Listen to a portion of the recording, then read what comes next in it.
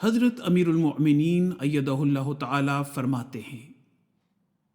اسلام کا خدا دعاؤں کو سن کر اپنے وجود کا ثبوت دیتا ہے۔ اللہ تعالیٰ کی ایک صفت مجیب ہے، جس کے معنی ہیں دعا کو سننے والا یا ایسی ہستی جس سے جب سوال کیا جائے اور دعا مانگی جائے تو وہ عطا کرتا ہے، نوازتا ہے، قبول کرتا ہے۔ پس یہ اسلام کا خدا ہے جو ہمیشہ سے زندہ ہے اور زندگی بخش ہے، جو مضطر کی دعاؤں کو سن کر اپنے وجود کا ثبوت دیتا ہے۔ ہم خوش قسمت ہیں کہ ہم اس نبی صلی اللہ علیہ وسلم کو ماننے والے ہیں جس نے ہمیں اس خدا کی پہچان کروائی، جو ہمیں مایوسیوں کی گہری کھائیوں سے نکال کر امیدوں کی روشنی عطا فرماتا ہے، اور پھر صفت مجیب کا مزید فہم و ادراک عطا کرتے ہوئے اپنے انعامات اور فضلوں کو حاصل کرنے کے لیے وہ راستے دکھاتا ہے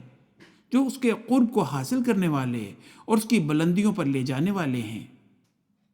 پھر ہماری یہ بھی خوش قسمتی ہے کہ ہم حضرت محمد مصطفیٰ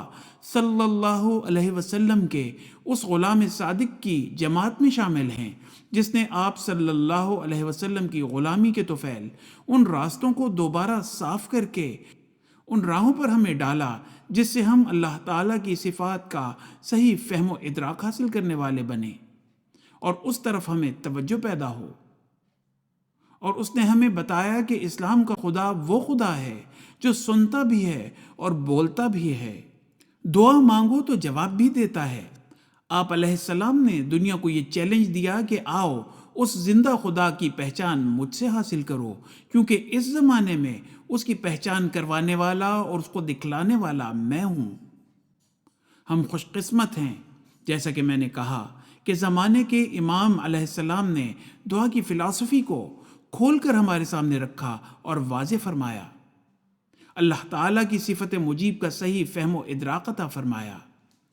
پس آج ہم نے نہ صرف اپنی بقا کے لیے، اپنی ذات کے لیے، اپنے خاندان کی بقا کے لیے، جماعت احمدیہ کی ترقیات کے لیے دعاؤں کی طرف توجہ دینی ہے، بلکہ امت مسلمہ اور اس سے بھی آگے بڑھ کر پوری انسانیت کی بقا کے لیے دعاؤں کی طرف توجہ کرنی ہے، جس کی آج بہت ضرورت ہے۔ حوالہ خطبہ جمعہ فرمودہ 11 اگست 2006۔